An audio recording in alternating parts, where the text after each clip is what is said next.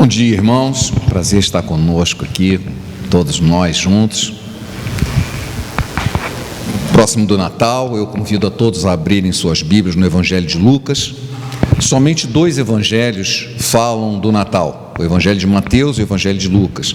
O Evangelho de Mateus descreve principalmente a vinda dos magos. Esse não é descrito no Evangelho de Lucas. Mas nós vamos ler o capítulo 2 de Lucas, começando no versículo 1 e vamos até o versículo 20. Lucas capítulo 2, versículos de 1 a 20. Naqueles dias foi publicado um decreto de César Augusto, convocando toda a população do império para recensear-se. Este primeiro recenseamento foi feito quando Quirino era governador da Síria. Todos iam alistar-se, cada um à sua própria cidade. José também subiu da Galiléia, da cidade de Nazaré, para a Judéia, a cidade de Davi, chamada Belém, por ser ele da casa e família de Davi, a fim de alistar-se com Maria, sua esposa, que estava grávida. Estando eles ali, aconteceu completarem-se-lhe os dias, e deu à luz o seu filho primogênito, enfaixou-o e o deitou numa manjedoura, porque não havia lugar para eles na hospedaria. Havia naquela mesma região pastores que viviam nos campos e guardavam o seu rebanho durante as vigílias da noite. E um anjo do Senhor desceu onde eles estavam, e a glória do Senhor brilhou ao redor deles, e ficaram tomados de grande temor. O anjo, porém, lhes disse: não temais, eis aqui vos trago boa nova de grande alegria, que o será para todo o povo. É que hoje vos nasceu na cidade de Davi o Salvador, que é Cristo, o Senhor. E isso vos servirá de sinal: encontrareis uma criança envolta em faixas e deitado em uma manjedoura. Subitamente apareceu com um anjo uma multidão da milícia celestial, louvando a Deus e dizendo: glória a Deus nas maiores alturas e paz na terra, entre os homens a quem Ele quer bem. E ausentando-se deles os anjos para o céu, diziam os pastores uns aos outros: vamos até Belém e vejamos os acontecimentos que o Senhor nos deu a conhecer. Foram apressadamente e acharam Maria, José e a criança deitado na manjedoura. Vendo-o, divulgaram o que lhes tinha sido dito a respeito do menino. Todos os que ouviram se admiraram das coisas referidas pelos pastores. Maria, porém, guardava todas essas palavras, meditando-as no coração. Voltaram então os pastores, glorificando e louvando a Deus por tudo que tinham ouvido e visto, como lhes fora anunciado. Que o Senhor abençoe essa palavra no nosso coração, amém? Pai, obrigado por essa palavra, nos inspira nesse momento em que lembramos esse episódio que aconteceu há mais de 2000 anos, mas nós queremos hoje meditar na Tua palavra, tentar entender, ó Pai, como eram aqueles momentos em que esses homens que foram escolhidos por Ti para serem os primeiros anunciantes, como eles se sentiram, como eles reagiram, como eles viram o Teu querer ser manifesto. Abençoa-nos como congregação, como igreja, possamos sair daqui cheios da Tua palavra, cheios do Teu Espírito. É o que te imploramos em nome de Jesus. Amém. A maioria dos cartões de Natal, pelo menos os que eu conheço, ele ou aparece um presépio não é descrito na Bíblia, né? O presépio, ele foi criado, foi idealizado por São Francisco de Assis por volta do ano 1230, por aí 1232, ou seja, no século XIII já, né? E mais de 1000 anos depois. E é o que quase todos os cartões de Natal apresentam: o presépio, os enfeites de Natal todos apresentam isso, algo que só foi bolado, né, mais de 1000 anos depois. Ou então aparece uma estrela, né, e os magos, né, de camelo, indo em direção à estrela, indo a Belém, né, a conhecida estrela de Belém, e eles vão para o caminho para chegar lá no Natal. Então dá a impressão de que os magos presenciaram o Natal. Isso não é verdade. Os magos não chegaram no Natal, né? Eles só chegaram semanas depois. É só olhar com calma a Bíblia que a gente vai ver. Aliás, a história dos 3 reis magos, né, que aparece lá no livro de Mateus, é muito curioso, porque os 3 reis magos não eram 3, não eram reis e não eram magos. Então, é uma coisa assim totalmente estranha que foi criada, né? Como não eram 3? A Bíblia não fala quantos, só diz que eram 3 presentes. ouro, incenso e mirra. Então, como fala no plural, uns magos, aí supõe que eram 3, um para cada presente. Mas a Bíblia não diz isso. A Bíblia diz que eram os magos. Eles não eram reis. E a palavra mago, que foi traduzida para o português, é muito inadequada, porque dá a impressão de que eles eram bruxos. E não eram. Tanto assim que na Bíblia, em inglês, eles aparecem como wise men. Wise men significa sábios. Os 3 sábios. Os 3 sábios, eles de alguma maneira estavam estudando o céu, viram um sinal do céu e entenderam que aquele sinal era o nascimento de alguém muito especial. E se dirigiram, montaram uma caravana e foram até lá. Ora, montar uma caravana e andar de camelo no deserto não é uma coisa que você faz de uma hora para outra, né? Isso demorou semanas. E como é que eu sei que eles não chegaram no Natal? Porque o texto de Lucas diz que Jesus foi colocado num estábulo, numa manjedoura, porque não havia lugar na hospedaria. Quando os magos chegam, encontram Jesus numa casa. Ou seja, já havia passado um tempo e eles ficaram ali numa casa. Então, algumas semanas depois. Uma outra coisa é a seguinte, aí, mas caramba, por que eles ficaram lá? Por que já tinham se recenseado? Por que não voltaram para Nazaré, que era a cidade deles? O texto diz claramente, eles moravam em Nazaré, na Galileia. E foram até Belém por causa do recenseamento. Por que não voltaram? Alguém pode dizer, não, mas porque ele era muito nenenzinho, era muito bebê, né? Mas tinha um motivo mais importante. Belém ficava próximo de Jerusalém. E eles aproveitaram e ficaram 8 dias para apresentar o filho no templo, para seguir a lei. Então o motivo principal deles terem ficado lá, não era porque era um bebezinho, mas porque eles queriam apresentar o menino no templo. E de fato, 8 dias depois, o próprio texto, é só seguir o texto que eu não li aqui, a partir do versículo 21, né, que diz que completado o templo, eles circuncidaram o menino e levaram lá no templo. Era por isso que eles ficaram lá.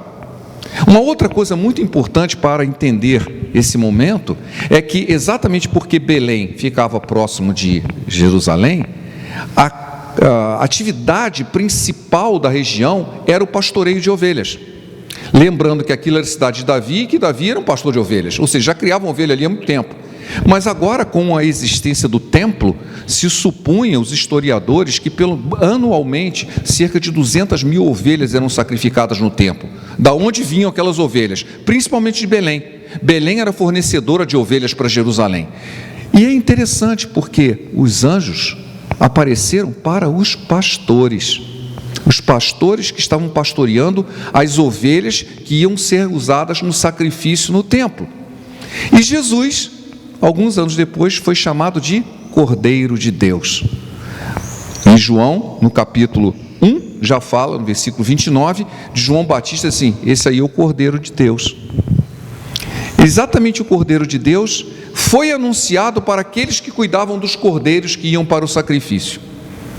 Agora, tentando se colocar no lugar deles, né? Esse momento na Bíblia é conhecido como a anunciação. A anunciação, houve o anúncio da chegada do Messias. E eu conheço muitas pessoas que têm visão, né? Visão profética, visão de Deus, visão de anjo, visão de não sei o quê, mas quantos já viram uma aparição, não uma visão? Mas o que os pastores viram não foi uma visão, foi uma aparição. Nem Paulo, na caminho de Damasco, teve uma aparição de Jesus. Ele apenas viu uma luz, mas ele escutou uma voz. É só olhar lá o livro de Atos. Paulo viu uma luz, caiu da montaria. Eu não sei se era um cavalo, se era um camelo, se era uma mula. Ele caiu do cavalo. Quando ele viu a luz, ele escutou uma voz, mas ele não viu nada.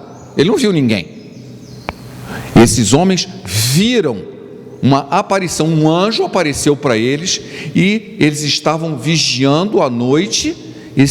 Imagina aquela glória, né?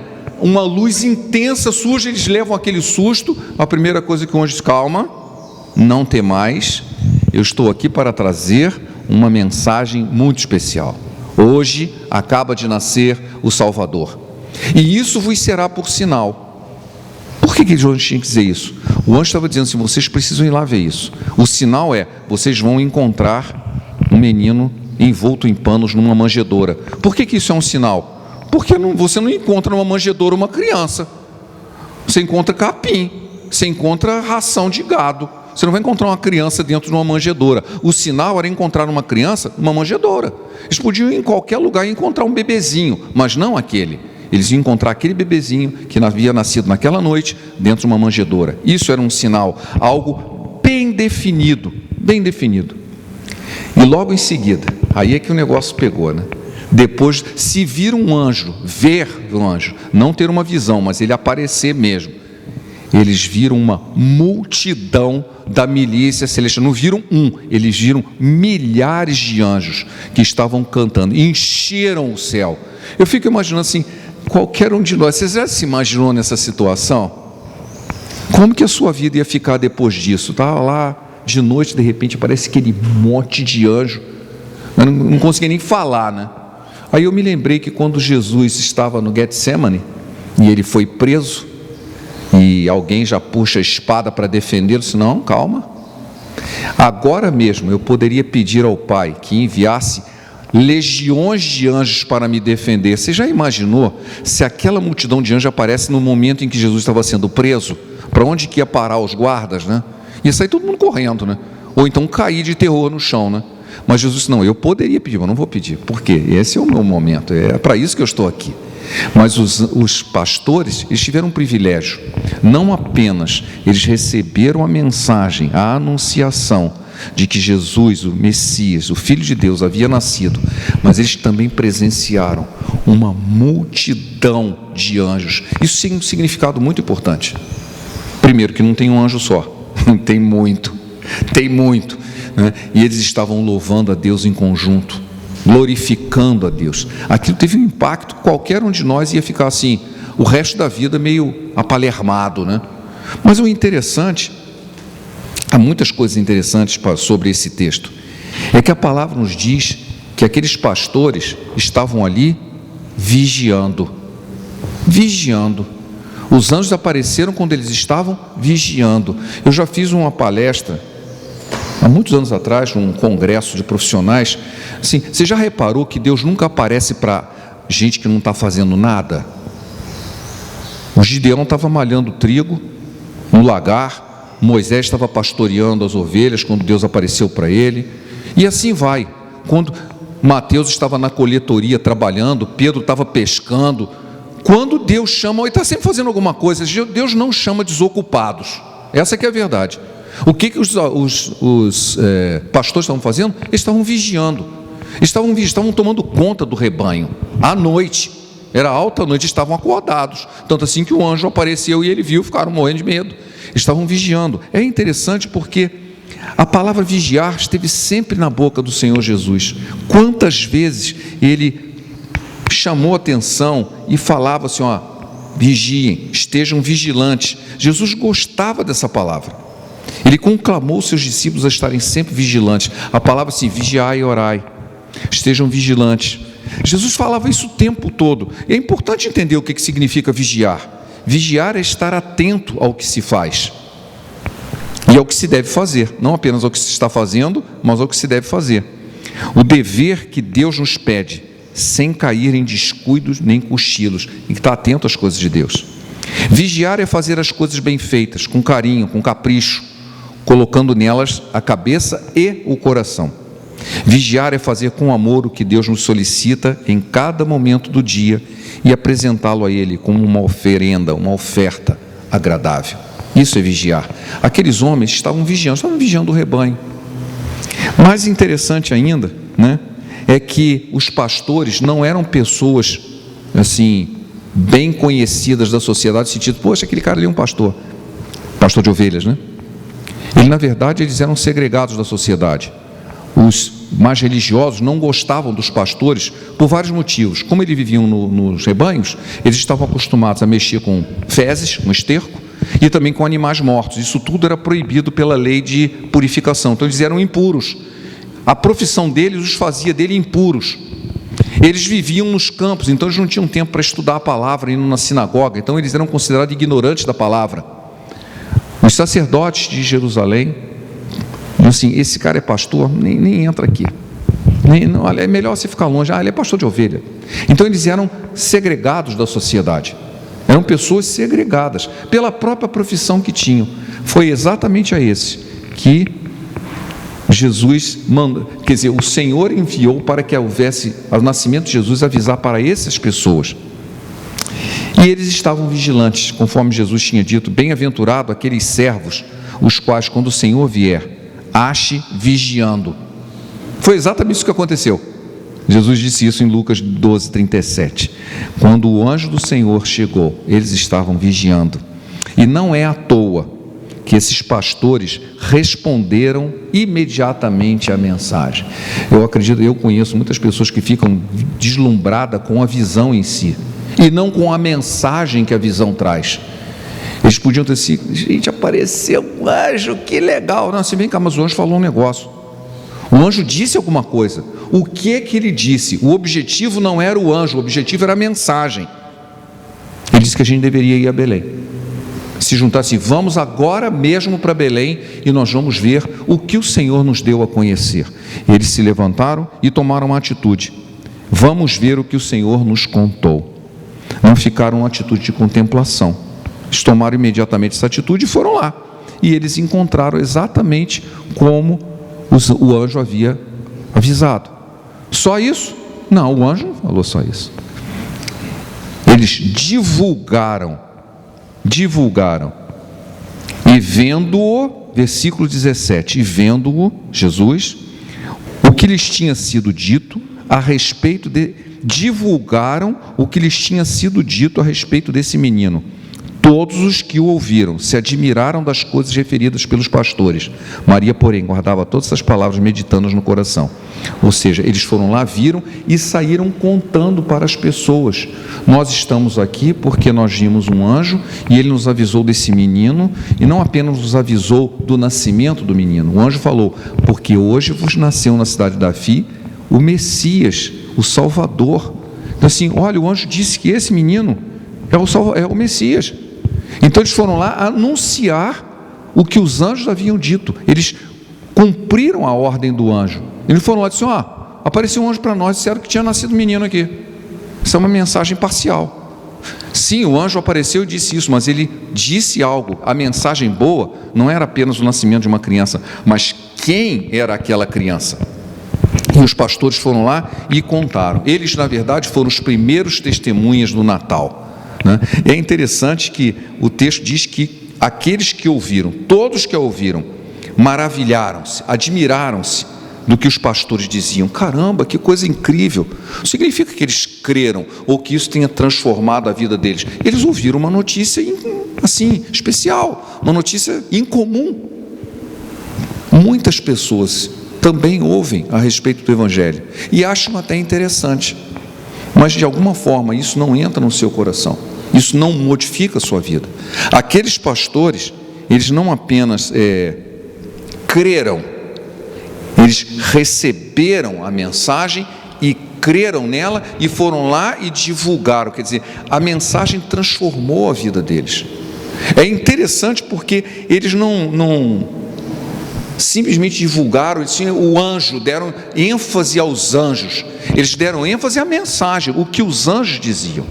Eu vejo isso, tem muitos livros, aliás eu trouxe alguns aqui, esse dos anjos acho que não trouxe. Eu estou trazendo os livros, eu venho falando das minhas mensagens, muitos do que eu falo eu já trouxe, está ali. Aquela que eu falei da última vez do Candongo, eu estava até lendo ela ainda há pouco, está ali, daquele rapaz que o sujeito ouve uma voz no meio do mato e ele disse: olha, alguém mandou parar e tinha uma bomba lá. Até aí o livro está ali, tá? Então vocês podem olhar depois. Eu estou trazendo esses livros, mas eu tenho livros que pessoas encontram anjos e isso não lhes modifica a vida. Isso aconteceu, eu tive um livramento, eu vi um ser especial, um ser espiritual que veio me ajudar, que veio e fez isso, e depois nada. Isso não transforma a vida deles. Quer dizer, o anjo em si não significa muita coisa, a mensagem que ele traz, porque a própria palavra nos diz lá em Hebreus que eles são ministros que são mandados por Deus para trazer uma mensagem. O que importa é a mensagem, e ela tem que transformar a vida da pessoa. Aqueles pastores, eles não apenas foram privilegiados, foram os primeiros a ouvir de Jesus, mas eles foram transformados, porque eles agiram, eles creram, eles foram atrás e depois eles verificaram que aquilo era verdade, divulgaram a mensagem e finalmente voltaram cantando hinos de louvor a Deus. Diz o texto: voltaram então os pastores, glorificando e louvando a Deus por tudo que tinham ouvido e visto, como lhes fora anunciado. Eles voltaram em pleno louvor. Glória a Deus, não apenas porque o anjo apareceu, mas porque eu fui digno de receber a mensagem, vi que ela é verdade e agora eu sou portador dessa mensagem. Assim, eu me sinto muito importante, porque Deus me fez portador de uma mensagem especial. Eles saíram louvando pelo que tinham ouvido e visto, como lhe havia sido dito. É impressionante ver a descrição, em assim, poucas palavras, a descrição da verdadeira conversão de uma pessoa. Está na vida desses pastores. Eles recebem uma mensagem de Deus. Não precisa ser necessariamente através de um anjo, mas de alguma forma sobrenatural a mensagem de Deus chega a eles. Eles recebem, creem no sentido assim: eu vou ver se isso é verdade mesmo. Vai dar resposta à mensagem e descobre que é verdade. E aí diz assim: eu recebi isso e eu sou testemunha que isso é verdade. Glória a Deus, isso transforma a vida. Eu conheço muitas pessoas que já ouviram falar do Evangelho, são tocadas pelo Evangelho, mas eles não dão continuidade, não vão atrás, assim, eu quero ouvir, essa mensagem é muito bacana, mas eu quero saber se ela é verdadeira na minha vida. E param por aí, e ela não se torna verdadeira na vida delas. Ouve, assim, até acredito que foi verdade na vida daquela pessoa, mas não é verdade na minha vida. A mensagem do Evangelho, ela é verdadeira para todos aqueles que se convertem, mas não adianta você dizer assim: eu sei que ela é verdadeira na vida da outra pessoa. Ela tem que ser verdadeira na minha vida. A partir do que ela é verdadeira na minha vida, eu posso ser portador da mesma mensagem. Eu já contei para os irmãos uma ilustração muito interessante em estudo de psicologia prática, de animais. O sujeito estava estudando formiga, e isso é uma coisa que todo mundo pode confirmar em casa, tá? E olha uma linha de formiga andando, levando do açúcar lá para o formigueiro. Olha, observem as formigas, elas se tocam umas às outras, elas comentam, umas se tocam. O que elas estão fazendo? Elas estão contando o caminho, para que a outra saiba o caminho até chegar no açúcar. Mas eles descobriram o seguinte: quando a formiga vai no açúcar e volta, ela vem contando para que as formigas que estão indo aonde está o açúcar. E isso é verdade, ela consegue dizer. Mas uma formiga que está indo e recebe o toque da formiga, ela não consegue parar, voltar e fazer a mesma coisa. Ela tem que primeiro ir no açúcar. Ou seja, a formiga só consegue contar onde está o açúcar quando ela chega no açúcar e volta. Ela não consegue ir ao meio do caminho, mesmo que as outras estejam contando, ela não consegue contar aquilo que outra contou, ela só consegue contar aquilo que ela experimentou. E isso é formiga, hein? Imagina a nossa fé. Não adianta nós falarmos da fé de outra pessoa, nós temos que falar da nossa experiência. E eu conheço a Deus por experiência, não pela experiência de outrem. Essa é que é a posição certa. Até uma formiga não consegue contar onde está o açúcar se ela não for até o açúcar. Para nós falarmos de Jesus, nós temos que conhecer Jesus. Eles têm que fazer uma parte da minha vida, ele tem que ter transformado a minha vida. Foi exatamente o que os pastores fizeram. Eles ouviram a mensagem, eles foram até Belém. E viram Jesus. E assim, foi-me anunciado isso, e eu agora sou testemunha. Eu vi o que me foi anunciado, e eu dou glória a Deus por ser, eu fui digno de ser portador dessa mensagem.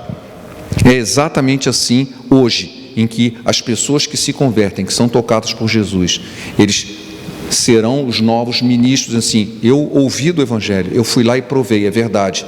Esse Evangelho transformou a minha vida e eu agora sou portador dessa mensagem. Por último, é curioso entender que eu comecei falando dos magos, ou dos sábios, Eles viram um sinal no céu, que diz que é uma estrela, Não precisa ser astrônomo para imaginar que aquilo não era uma estrela, porque estrela não anda e para, Assim, a estrela parou em cima da casa onde estava Jesus. Eu nunca vi uma estrela andar e parar, Não precisa ser astrônomo para imaginar isso, Aquilo não era uma estrela, provavelmente era um sinal do céu de Deus, um anjo provavelmente. Bom, mas eles viram um sinal no céu, não apareceu um anjo para eles e comentou nada, mas mesmo assim, eles entenderam a mensagem. E ao contrário, completamente ao contrário dos pastores, eles eram ricos, Como é que eu sei? Bom, eles montaram uma caravana para ir lá, né?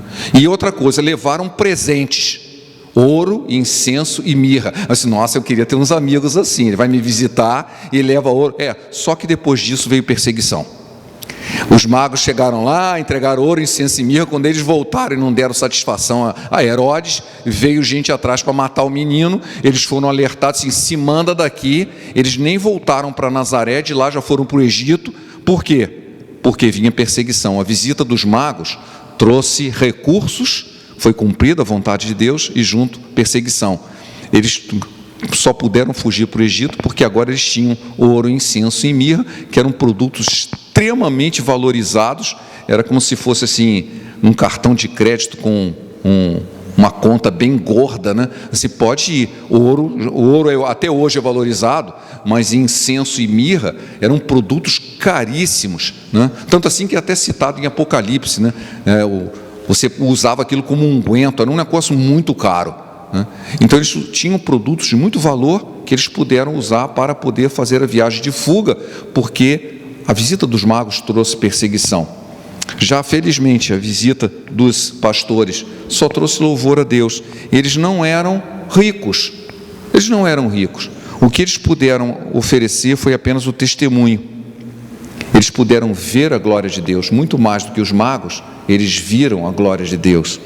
Então eu preferia ser os pastores, eu não queria ser o mago, não. Eu preferia ser os pastores. Eles viram a glória de Deus, não tinham nada para oferecer, a não ser o seu testemunho e o seu louvor, para o qual eles passaram a prestar continuamente. Amém? É assim que deve ser o discípulo de Jesus, né? Eu particularmente prefiro ser como o pastor e não como um mago, né? O mago também cumpriu a vontade de Deus, mas os pastores, eles não tinham muita coisa para oferecer. Na verdade não tinham nada, a não ser a sua fé, o seu louvor, o seu testemunho, a sua adoração. E foram eles os primeiros testemunhas do Natal. Amém? Pai, obrigado por esse momento em que estudamos a Tua Palavra. Possamos comemorar esse momento, sabendo de que em algum momento dessa história, a história do homem, a história daquele que Tu criaste na Tua imagem e semelhança, enviaste o Teu próprio Filho para nos resgatar, para transformar as nossas vidas, para que saíssemos do império das trevas para o reino do Filho do Teu amor. Ajuda-nos a compreender essa realidade, a sermos testemunhas Tuas, assim como aqueles pastores de Belém um dia testemunharam. Possamos nós testemunharmos também o Teu poder e a Tua ação sobre as nossas vidas. É o que Te imploramos em nome dEle mesmo, em nome de Jesus. Amém.